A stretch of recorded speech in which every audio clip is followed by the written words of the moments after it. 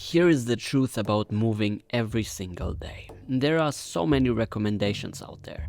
How often you should move, how long, what intensity, and honestly, it can get pretty confusing.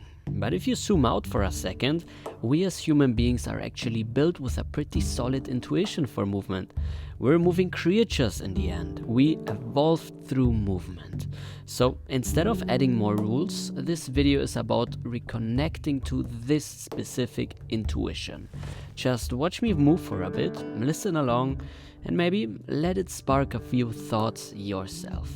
When it comes to daily movement, one thing is pretty clear. Yes, you can absolutely move every single day if you want to.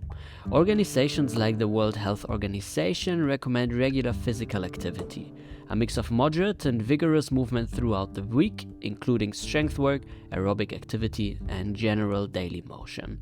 But these are just guidelines. They are not limits, because on the other end of the spectrum, you'll also find people who move for hours every single day.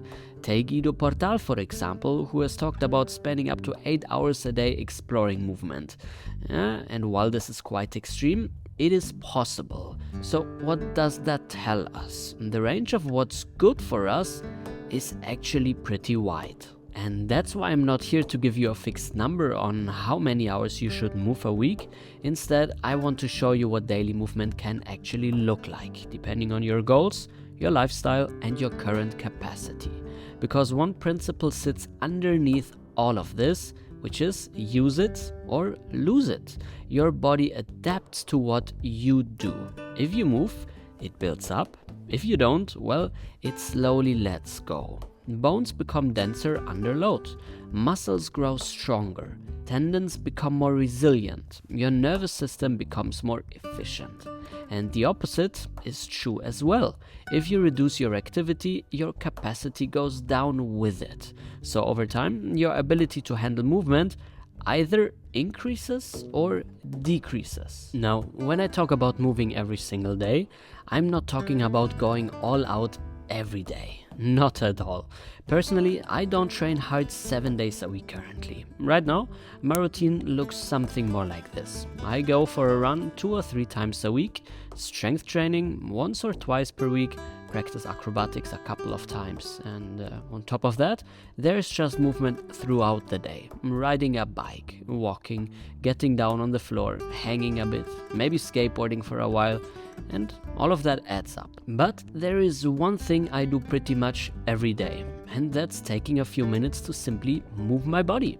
Nothing crazy, just light stretches, gentle mobility, exactly like what you're seeing here in this video. And for me, this has a deeper purpose, because movement isn't just physical to me. You see, it's also an anchor. In a busy life that we're all living with work, noise, distractions, constant stress, these small sessions create space, a moment to slow down, to tune in, and to reconnect with a sense of calm, ease, and lightness inside of me. And honestly, if you look at the video footage that you see right here, with that beautiful sunshine going into this wonderful dojo that I'm practicing in, you can understand why, right? And what I'm actually doing in all of these daily sessions is not even that important, because I do them almost every day, so I can keep it playful.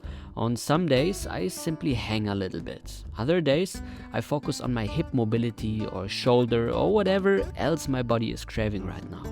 Sometimes I explore deeper ranges, sometimes I stay a little bit more on the surface. Sometimes I simply just move around without any plan, just for the fun of it. I don't always have a specific goal in mind, and you don't necessarily need one either. If you're not exactly sure where to start, well, there are thousands of videos out there on YouTube. And yes, I've made quite a few myself. But before you jump into a structured routine, you could try something more simple and more intuitive. Just stand still for a moment. Take your time. Close your eyes. Then ask yourself, what would actually feel good right now in this moment? Do you feel low on energy and want to wake up your body? Are you stressed and need to slow things down? Have you been indoors all day and feel like getting outside into that beautiful sunshine? Is there a spot in your body that's asking for attention? See, these are all small questions, and over time, they can help you guide surprisingly well. And just to be clear, I'm not saying this replaces structured training. If you have specific goals, like building strength or learning skills, hitting a side split, or anything else really, then focused practice absolutely has its place. And I do it myself, and in my workshops, in my coaching, I also help people get there. But this here is something else. It's more about staying connected to yourself. Keep your body alive, responsive, and ready. So go ahead and try it out. Simply experiment a little.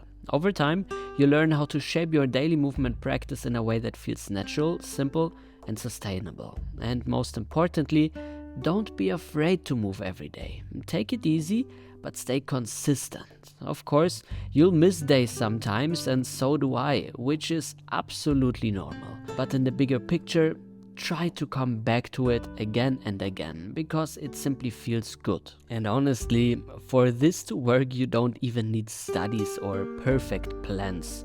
You will feel it. You'll feel when your body is moving regularly, when things loosen up, when you have more energy and more freedom. It's simple. It's common sense. Or maybe not even human sense, but living being sense. Because it works the same everywhere. We are built to move. Now, I'm really curious to hear your take on this. How often do you actually move outside of structured training? Or is training your main form of movement? Have you ever experienced doing too little, or maybe even too much? And what does that sweet spot look like for you? Also, what do you actually do to connect with your body? What helps you feel good, present, and at ease? Let's share some ideas and experiences. I'd love to read through your thoughts in the comments. And if you enjoyed this video, don't forget to subscribe.